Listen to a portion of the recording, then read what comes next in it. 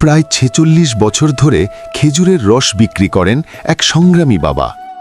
শীতকাল এলেই তাকে দেখা যায় কুমিল্লা কোম্পানিগঞ্জ সড়কের মোড়ে মোড়ে কাঁধে দুটি কলসি ঝুলিয়ে খেজুরের রস বিক্রি করতে। আমি যখন ছোট ছিলাম তখনও তাকে এভাবেই দেখতাম।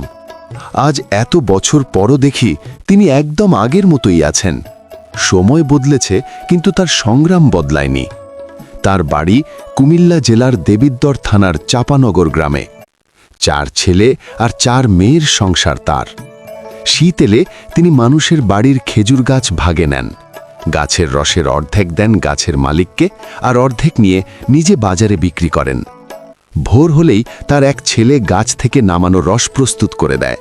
এই কাজে পরিবারের সবাই তাকে সহযোগিতা করে। সবচেয়ে আশ্চর্যের বিষয়, এত কষ্টের মাঝেও তার শরীরে ক্লান্তির কোনো ছাপ নেই। মুখে সবসময় হাসি, কথাবার্তায় অদ্ভুত এক শান্তি। পরিবারের জন্য কোনো দুশ্চিন্তার ছাপ চোখে পড়ে না, কারণ তিনি জানেন পরিশ্রমের রোজগারই সবচেয়ে বড় সম্মান। তিনি হয়তো জানেন না, কিন্তু তার পরিবারের কাছে তিনি একজন রাজা। মানুষ কি বলল সেটা বড় কথা নয়, নিজের অবস্থান থেকে শুরু করাটাই আসল। পকেটে যত টাকা আছে তা দিয়েই শুরু করুন, কারণ বেকার থাকা এক ধরনের অভিশাপ, আর পরিশ্রম সবচেয়ে বড় ইবাদত।